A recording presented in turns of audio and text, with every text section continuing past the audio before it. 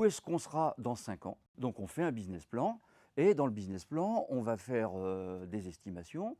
Généralement, on ment. On ment à 3 niveaux. On ment sur l'objectif, parce qu'il y a un truc qui est assez drôle quand on fait, quand on fait ce type de choses. On rencontre des dirigeants et on leur dit « Vous serez où dans 5 ans ?» Alors le dirigeant, il arrive à dire « Je ne sais pas ». Mais en dessous, c'est absolument impossible de dire « je ne sais pas ». Enfin, je passe pour qui parce que quand même, je connais mon boulot, je suis directeur commercial, donc je serai où dans 5 ans? Et donc dans 5 ans, j'aurai multiplié ma prise de commande par 12, enfin voilà.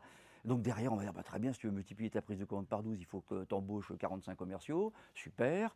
Euh, et donc tout ça parce qu'un type a eu la fierté de dire je sais où je vais, on se retrouve à embaucher des commerciaux qui servent à rien, peut-être, j'en sais rien. Donc on ne sait pas où on sera dans 5 ans et c'est impossible de le dire. Donc là déjà on se plante sur la partie haute du business plan.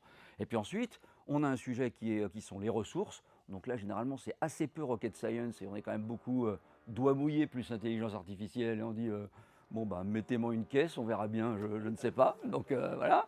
Et puis troisième point sur lequel généralement on se plante un peu, c'est le contexte. Et le contexte ça peut être des prévisions d'experts où on dit voilà ce qui va se passer. Et donc on part du principe que la croissance sera de 12%, on part du principe que le marché asiatique va gna gna gna. Ça fait quand même 3 ingrédients un peu lourds pour engager une boîte dans une transformation avec 3 niveaux de mensonges.